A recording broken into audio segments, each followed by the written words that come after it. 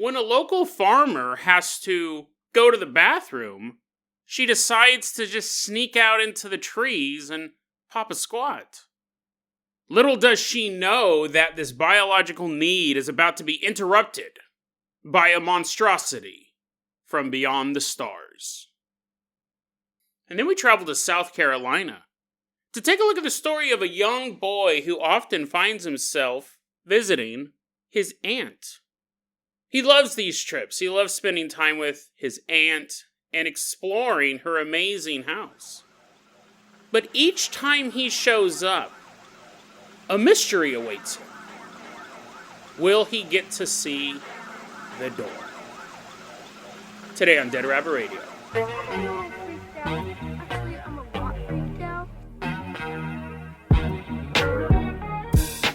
Hey everyone, welcome back to another episode of Dead Rabbit Radio. I'm your host, Jason Carpenter. I'm having a great day. I hope you guys are having a great day too. I hope you guys are having tons of fun doing whatever you're doing. We're getting closer to Christmas Day. All you Santa believers out there, and you should, because he's real.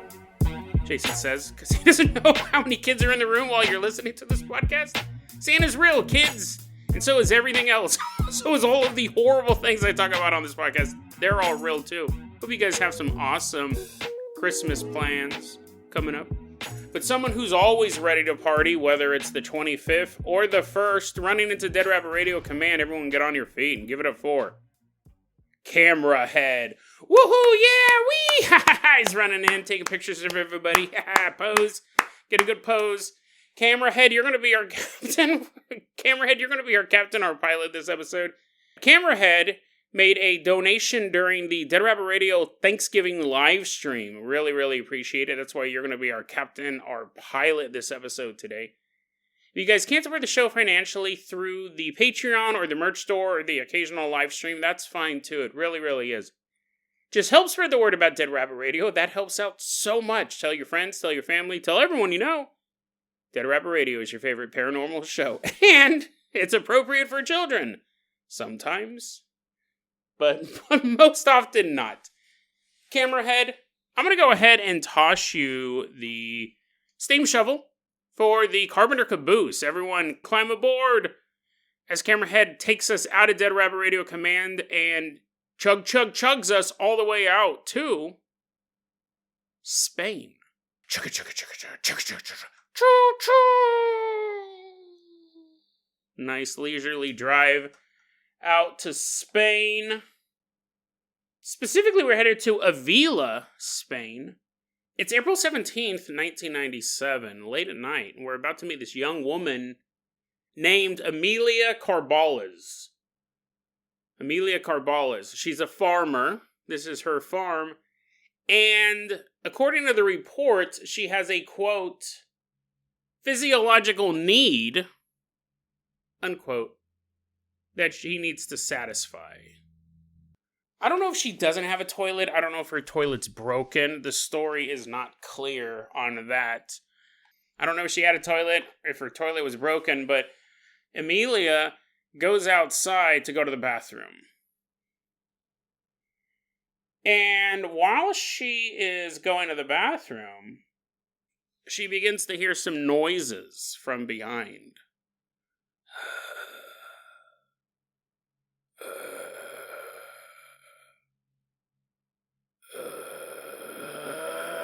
And she turns and she looks just in time to see a hairy beast, more monster than man, run through the bushes towards her.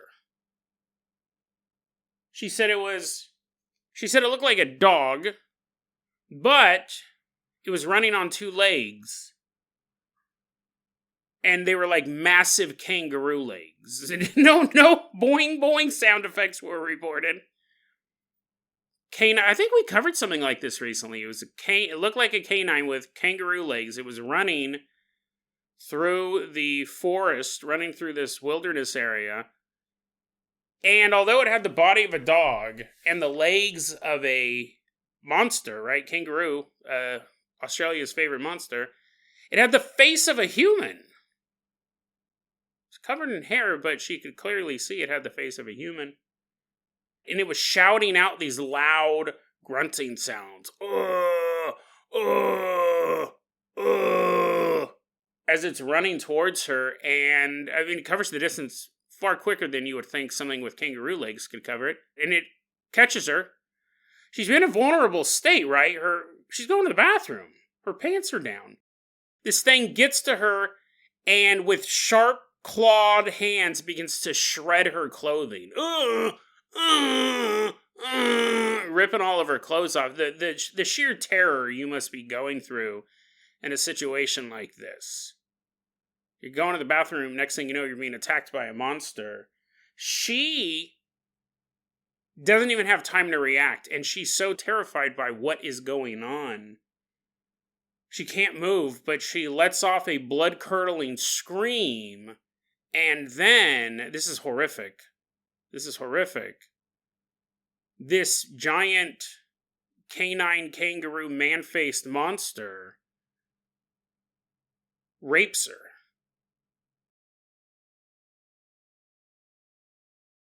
Horrible, right? That's like the worst thing possible. It'd be one thing to be attacked by a monster.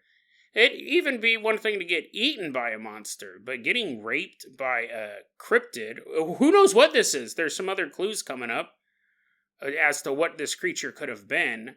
Attacks you at your most vulnerable state, and it rapes you. Like, I don't think it gets any worse than that. And she can't fight this thing off. She actually blacks out. And a short time later, she comes to. She's like, she opens her eyes, and this creature is standing over her. And then, using its kangaroo legs, it begins to take these massive leaps off into the distance. And she watches it. She's just laying there on the floor. She's just laying there on the ground, and she's watching this creature bounce away. And she watches it get farther and farther and farther away, and then she can't see it anymore. And then, in the same direction she saw it run off in, a bright object appeared to take off from the ground. She watched this illuminated object kind of rise up and then disappear into the night sky. So now we're looking at, obviously at that point you're thinking alien. And cryptids have always kind of been in this in-between thing. Obviously a lot of it's urban legends. But cryptids are always kind of that thing, like, are they just like humans twisted by dark desires? Is it cursed men and women who have somehow fallen afoul of, say, like a werewolf bite, or like a witch's brew turned them into like a monster like this? Or are they alien? This is something you see in a very small subset of UFOlogy and Bigfoot research. Sasquatchology? I'm surprised no one's ever used that term before. UFOlogy and Sasquatchology. Peanut butter and jelly, those two together. I think some cryptids are probably magically created. I think some cryptids probably are very, very, very, very small percentage. But I'm sure that there are some cryptids who are like a guy who pissed off a witch, and she's like, "What? You didn't accept my wedding invitation? Why, you Eye of Gumdrop and Newt of Blue, I will turn you into a kangaroo." And he's all, a boing. I'm sure that happened. I'm sure over the past 100,000 years of human existence, that's happened at least once. I'm sure some cryptids are the effect of some sort of curse. I'm sure some cryptids are a biological and undiscovered, which is generally when people talk about cryptids, they mean it's an undiscovered biological species. If you walk up to any cryptozoologist and say, "Hey, Dead Rabbit Radio was telling me that some cryptids are," which is magic, I don't think they're going to waste their time with you. Although I do think that is some of them. Most cryptozoologists are they're more interested in like, oh, this big boa constrictor, the Burmese monster constrictor. It once appeared in some book back in 1782, and we haven't seen it since. It's a boa constrictor big enough to crush a building. Most cryptozoologists are looking for like giant sloths. So, and Bigfoot is a big part of it, and a lot of Bigfootologists, Sasquatchologists believe that it's a biological entity. Some cryptids could be magical, some could be a biological entity, some could be kind of in between those, right? Like a werewolf would kind of be in between magic, and it still has to eat, it still has like a calorie intake, bone density, it still has stuff that roots it into the physical world, and it's a communicable disease, lycanthropy. But there is a connection. It's, again, not the strongest connection as far as, like, I think most cryptids, are probably biological. But we do see encounters, a lot of encounters, actually, between Bigfoots and UFOs, cryptids and aliens. The Chupacabra, a lot of people believe that is straight of alien origin. And with this guy bouncing around, it's possible that that was an alien thing. You could wiggle in a little fairy explanation there if you wanted to, like, really ruin my day and be like, the Fae folk also have lights, and this just stuff is dumb. So, you have, I just gotta dismiss that stuff. I know you guys love it. I'm not a fan of the Fae folk. Could have been Fae. But whatever the origin is, this is an interesting and hard story to tell, obviously, because on the one hand, it involves a cryptid stalking a woman at night and bright lights and is it a UFO and going to the bathroom. All of this stuff is kind of funny, but then in the middle of it, she gets raped, and that's not funny. So you have that, like that, but that is kind of the key component to the story, because this is what would make this truly terrifying. It already is truly terrifying, but making it even worse, shortly after this event, Amelia realized she was pregnant. And that's really where the testimony stops. I got this from, think about it, docs.com. They got it from Testigo OVNI number 2, August 1998 issue. And Testigo OVNI means UFO witness. The sheer terror of that event, looking at my notes, she was married, so I'm assuming that her husband, possibly kids in the farm as well, heard her screaming and all that stuff. That would be a terrifying dilemma. That would be that'd be pretty awful, right? I imagine this is going to get dark real quick. I'm sorry, guys. It's just the nature of the show sometimes. Being raped and being pregnant from that rape puts forth a whole very, very heavy situation going on. And that's just awful that, the woman needs to deal with all of these things now. And she was raped by a dude, and now she's pregnant. She has to really look at the whole saga, the whole issue laid out in front of her, what's she going to do? Heavy stuff, right? And Amelia would be dealing with that same thing, but you would also be wondering, am I pregnant from my husband, or am I pregnant from this beast? And it's just so chilling. And this story, while, it's shocking, probably shouldn't have done it. Probably I'm already thinking, it might be a little too heavy, honestly. It does, and I hate to bring this up too, the Fae folk, a lot of that is based around children. The Fae folk stealing children and replacing them with your own, and they're always kind of messing with kids. Aliens do the same thing. Not so much, you don't see it in the lore as much as them impregnating women. A lot of those stories came out of the 70s to the 90s. You don't see it happen as often, or I'm not encountering those stories, but you would wonder, right? You would wonder this entire time, am I carrying the child of my husband or the child of this monster? And what type of decisions would you be making in that situation?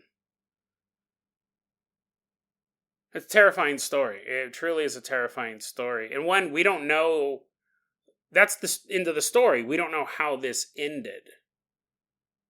We don't know if she kept the child. We don't know if the child was human. I'm sure if she gave birth to a kangaroo, that would have made the news. But like, even if you gave birth to a human child, would you know 100% that this wasn't the child of a monster? And was this creature also just running on instinct? Was it just like this wild, deformed, vicious monster that... I mean, it's rape either way, but I'm saying, like, was it doing it malevolently? Was it doing it because instinct? Or was it doing it because of an instinctual drive? Did this creature used to be a man? Was it always a monster? Was it some sort of alien experiment gone wrong? Who knows? And you know what? Now that I just thought about it, it could have just been a guy. I mean, this is going to sound funny. I'm not trying to be funny, okay? What if it was a guy in a suit? Because that would be the perfect disguise. If you wanted to, like, be a criminal, you dress up like a monster. Terrifying story. Don't really have anything to add to it. It's kind of a bummer. I'm sorry. I found it. I thought it was interesting, though, that this woman was out in the woods and this creature attacked her. And even by her own version of the story, it wasn't caught. It went away. Whether it disappeared into a dimensional portal or got into a vehicle and flew away, or the Fae folk carried it up on fairy wings, it would still be out there. A creature like this could still be out there. And did it do it because it was evil, or did it do it because of some sort of animalistic instinct? We don't know. The bottom line is that it did it. And that is horrific enough, whatever the motives are. Camerahead, I'm going to go ahead and toss you the keys to the world-famous Carpenter copter. We are leaving behind Spain. Fly us all the way out to South Carolina.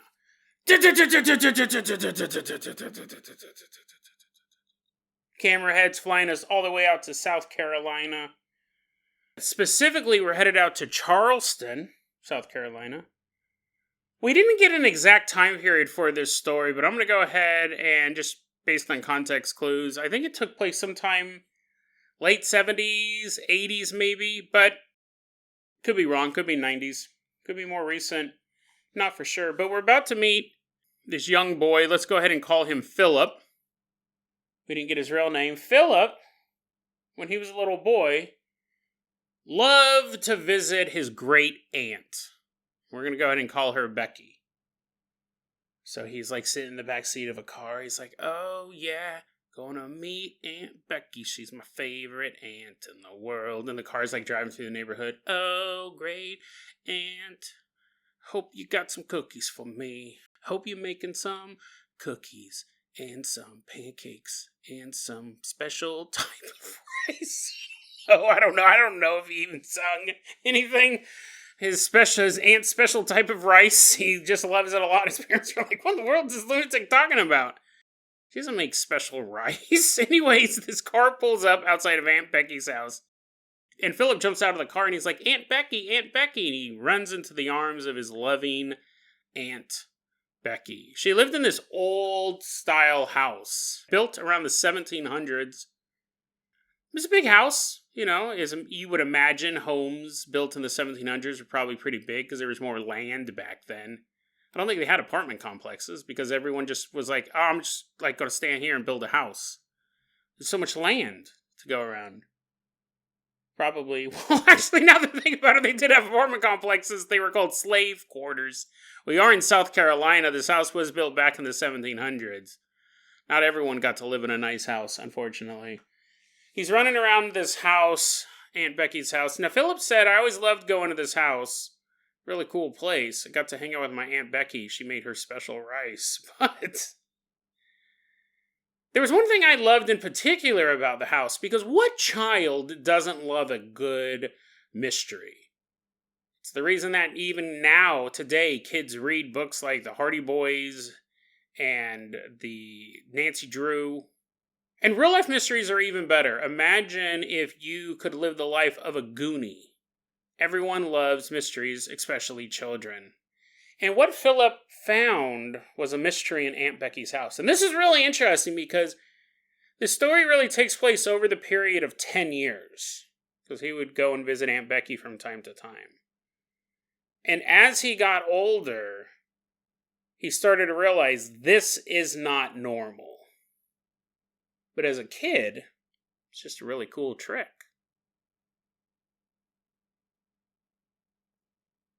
Philip said, I loved going into the house. It's this big old house and I'd run around. You could get lost in it. Especially when you're a little guy, you're running around the house. He goes, I would go exploring the house. But there was one thing I always wanted to check on in particular, and that was, is the door still there? Because across his various visits to this house growing up, there was on the third floor of the house next to the staircase a little door. It was shorter and more narrow than every other door in the house. But sometimes it wasn't there. He'd run upstairs, look around, have fun all over Aunt Becky's house. He'd turn and he'd look and he'd see that tiny door and he would jiggle the handle. Door's locked. It's always weird how it was shorter and more narrow than all the other doors. Must be like a closet. Must be just a little crawl space or something. But the next time he would come back, not the same visit. Not the same visit. If he checked it the next day, the door would be there. But if he left and came back, let's say a couple months later, the following summer, what have you, he'd come into the house, give Aunt Becky a big hug, eat some of her special rice, and then run around the house and eventually make his way up to the third floor landing, and the door would not be there. It'd just be a little wall. And that is something that as a child, you have no frame of reference. As an adult, you know that unless serious renovations have happened, doors just don't appear and disappear. But as a kid, you don't know. Is this just something that old houses have? Does every old house have a door that disappears? What would be your frame of reference? So as a kid, it was just this cool trick. Sometimes the door was there, sometimes the door wasn't. But as he got older, he realized that's not possible. I mean, sure, you can remove a door, put up a wall. You can do that. But why? And even if you did, why the next visit would you be like, I don't like this wall here and I miss that room.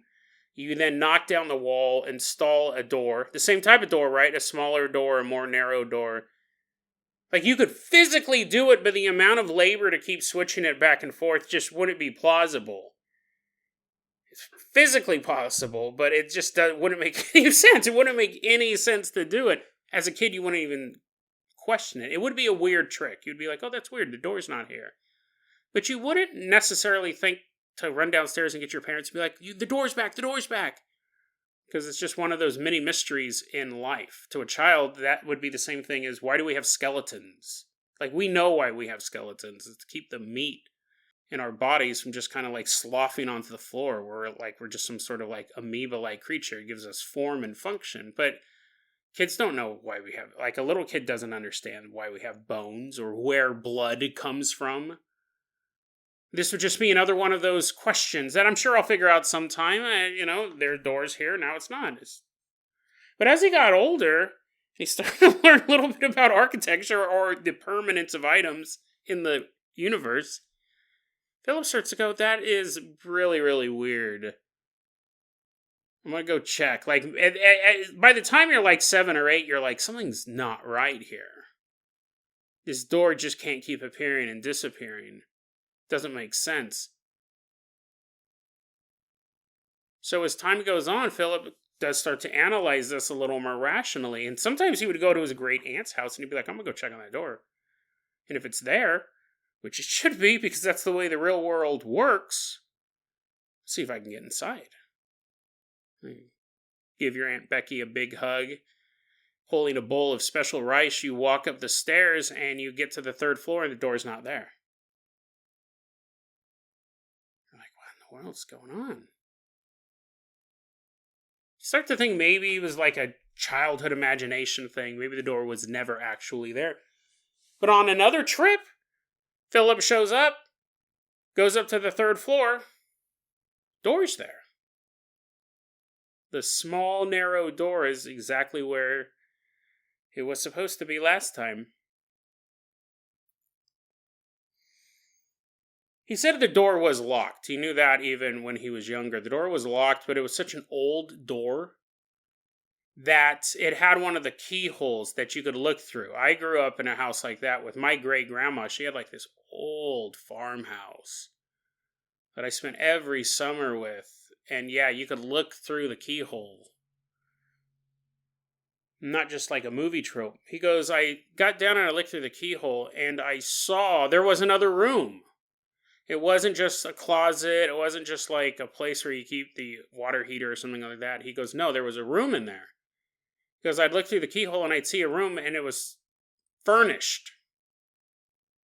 When he looked through, he said the furniture looked like it was from the 1950s.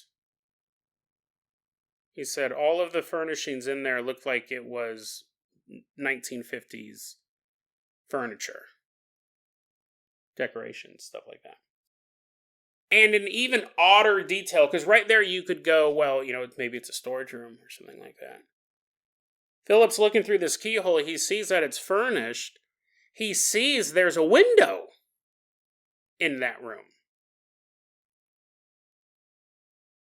Okay. So he goes back downstairs and he walks outside and he goes, I'm going to find that window. I know there's a window. I saw outside that window. So he's walking around the house and he's looking at the windows, and he's been to this house so many times. That's the window for that room. Okay, that's the bathroom window up there. That's the window for that room. And he's looking at all the windows on the third floor. He cannot find that window on the outside of the house. So again, as he's gotten older, right, his deductive skills have gotten better. And he goes, I couldn't get into the room. I looked into it. It's quite puzzling. But it wasn't to the point where he said, and this is something that I also think happened when he was older, because if this had started when he was a kid, he probably would have just ended the investigation, probably wouldn't even ran up there to check on it. He goes, I felt... He says, I can't describe why I felt this or even how I felt this. Like, it wasn't like a telepathic thing or like a cold shiver or anything like that. He goes, but I did feel that the room was quote unquote bad. But he couldn't describe it anything more than that. I felt that the room was bad. And that could be that there's some sort of malevolent force involved. It could just be that it's so disorienting. It's no longer a little parlor trick. It's something that it cannot exist. A room with an exterior window, and there's no exterior window accounted for on the back of the house. A room that could be minor, right? If you count your windows wrong, you might make the mistake. More importantly, a door that phases in and out of reality. It's not a parlor trick anymore. It's something's broken in the universe. So it could be a bad feeling from that, or there could have been a malevolent force behind this phenomenon. Philip said, one time I decided to talk to my great aunt, Aunt Becky, about it. It was her house. I'm sure she could answer some of these questions, right? Maybe she's experienced it as well. So he went into the kitchen and she was baking. And he walked up to her and he said, hey, Aunt Becky, this is going to sound weird. I've been hanging out at this house a lot over the years, and you have as well. It's your house. You live here. What's up with that door? What's up with, like, on the third floor, there's that little door, with the bedroom, or there's just like a room on the other side of it, right? What's up with that? And she replied to him, quote, and obviously this is years later, he's telling this quote, the equivalent of this quote, but quote, Now's not the time for that. Now is the time for baking. She just went about her business baking stuff in the kitchen, baking food in the kitchen.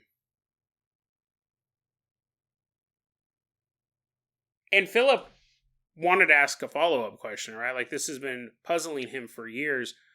But he got the sense from his aunt that she was very uncomfortable by the question itself.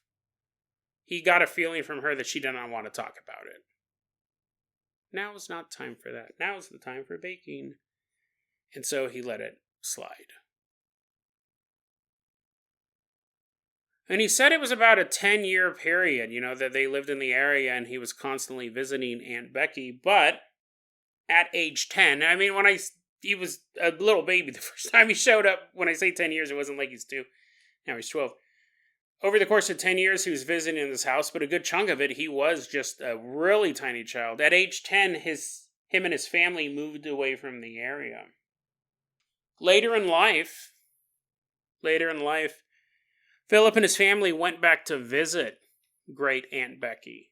Now that he's older and he's been puzzled by this whole thing for years, he brought it up again. He asked her about, this is an interesting question. It actually says that they visited her. I don't know if he went back, if it was actually in that house that last time, if he went and checked again to see if the door was there, if it was empty. Because obviously, as an adult, if this had been puzzling me throughout my childhood, if I showed back up there and I'm 28, I'm kicking the door down. Right? If I get there and there's no door, I'm sawing through you know what I mean? I'll be like, hey, Aunt Becky, I'll pay you for the renovations. I need to find out what's here. Like, you would just break into the room as an adult. I think as a kid, you would, because you don't really know. It's a puzzle. But as an adult, you're like, no, that doesn't exist. That's impossible. I'm going to kick the door down. So I don't know. Now that I'm thinking about this, I don't know if they went back to that house, if they saw her in a care center or somewhere else. But anyways, Philip said that he did end up talking to his Aunt Becky about it much later in life. And he asked her again, hey, you remember that little door in the house on the 3rd floor? And he was kind of describing it. And she's like, I don't know. I don't remember that. I don't remember that, honey. No, And he goes, she was old at this point. She was having memory issues, as a lot of old people have. She didn't really remember much. But he goes, I don't know if she didn't remember or if she didn't want to talk about it.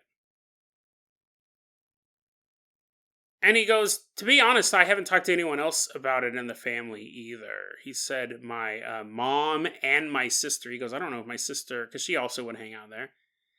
I don't know if she ever tried to investigate the door. He goes, I don't talk to my mom and my sister about it because they're both terrified of the paranormal. Anything that's even remotely unusual scares them to death. So he's like, I've never brought it up with them.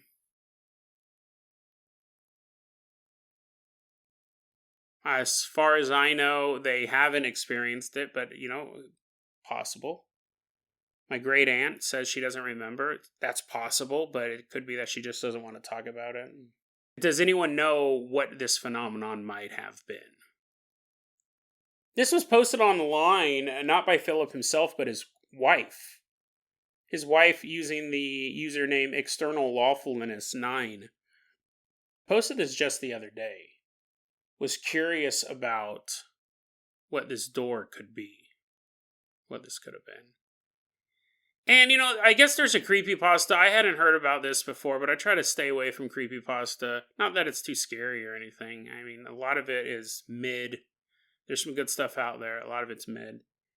But anyways, I guess there's a creepypasta about something called Bernard's Door or Berhard's Door. It's about dreams about a childhood home with a secret door in it. People are like, oh yeah, no, it's this creepypasta. That's a creepypasta. I don't think it's possible, right? Anything's possible. This guy could have told his wife a creepypasta, passed it off as real. I did look into that creepypasta. It's a totally different setup. In that one, they know it's their childhood home that they're dreaming about, and they find a secret door, and there's like a creepy thing behind it. That's a bit different than this one. First off, it wasn't a dream. It lasted over the course of 10 years, this kid seeing this, and it just wasn't so sensational. The thing is like, Philip could have made the story up. I don't know why he would have told the story to his wife. He's like, and that, honey, is why I don't want to have kids. That is why I don't want to have kids, because I'm afraid of tiny doors. Now, can we please drop the conversation and never have kids? I don't know what the motive would be behind telling such a odd story to your wife, but people do crazy stuff. I do think it's interesting if we do accept it as a paranormal account, because this is so benign. It's terrifying. Like, we don't know what the secret is behind the door. We don't know why the door could vanish in and out of reality. We covered a story like that a while back about some urban explorers who found an abandoned house. I'll see if I can find it to put into the show notes. They found an abandoned house, and while they were exploring it, they saw a door leading into the basement. And they go, we'll check that out last. Let's go to the top story of the building and work our way down. So they went up to the top story, and they're looking around. And then they're continuing on, and they go, let's go see what's left in the basement. That'll be our last stop. And they went to where the door was, and it was gone. And they were trying to figure out, like, what in the world? All of them had seen the door. The one guy had looked down the staircase, like it was an open door. They looked down into the staircase, and then they went up and did everything else. When they came back down, the opening was gone, and they could never find it again. These are paranormal stories that require a level of observation that I think most people don't have. You could say, Jason, if I walked home and I saw a goblin-sized door in my bedroom that's never been there before, and I saw it, I would obviously notice that. And you're right, if it was that obvious. But imagine if, like, my couch has pretty much been in the exact same position it has been in the entire time living here. If there was a door behind that couch that would pop in and out of reality every so often, I'd never know. I would never know. If in your basement there was some sort of portal that would open up on a irregular interval, you'd never know.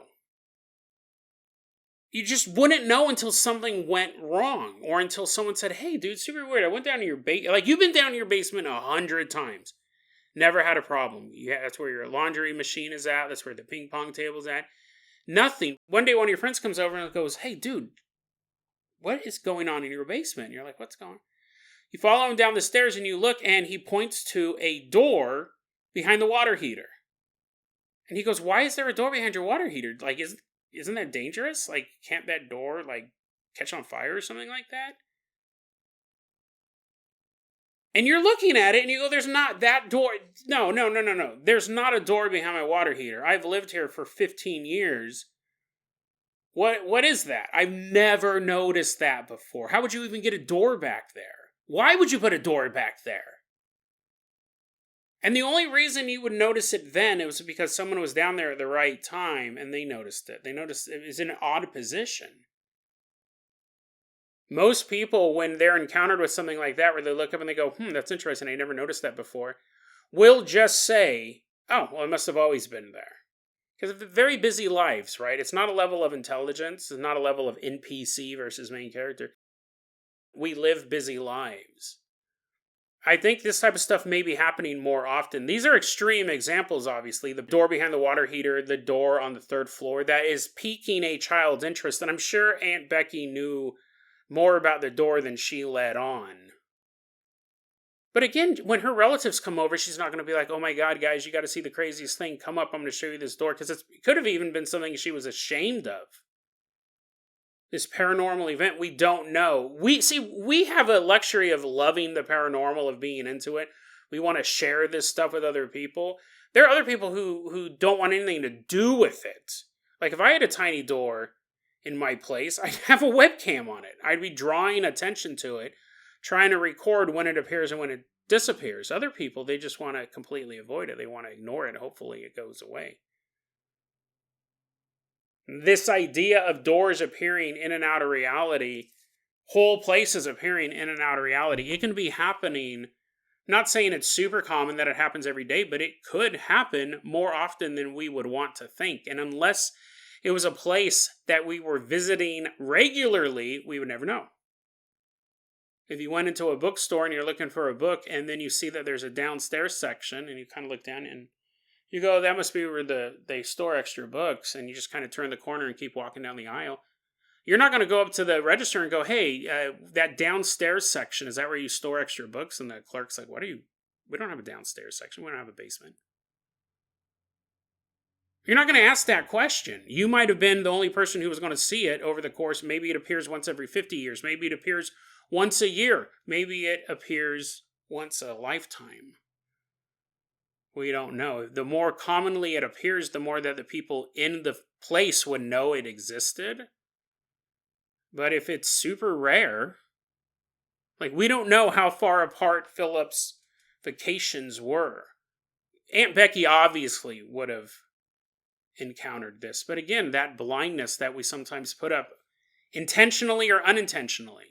Sometimes we don't want to see the paranormal. She might have walked up to the third floor and always just not looked in that direction. She didn't want to know whether or not it was there. Or just through the noise of life, may have not have even noticed it. I also wonder, and we'll wrap it up like this, Philip said his sister and his mother both were completely terrified of the paranormal. They didn't want to know anything about it. They didn't even like it being discussed in their presence.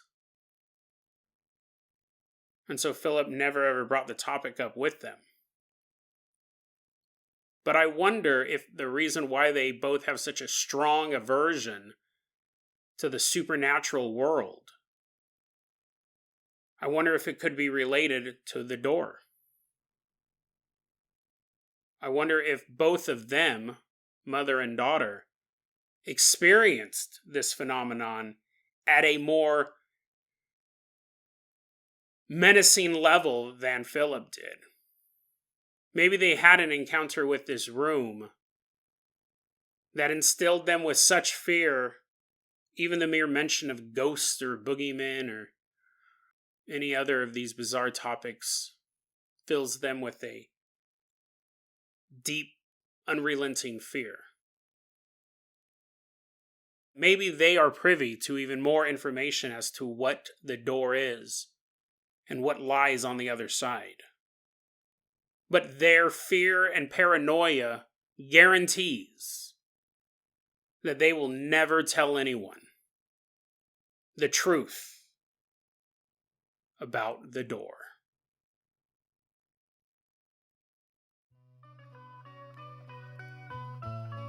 DeadRabbitRadio@gmail.com is going to be our email address. You can also hit us up at Facebook.com/DeadRabbitRadio. TikTok is @DeadRabbitRadio. Dead Rabbit Radio is the daily paranormal, conspiracy, and true crime podcast. You don't have to listen to it every day, but I'm glad you listened to it today. Have a great one, guys.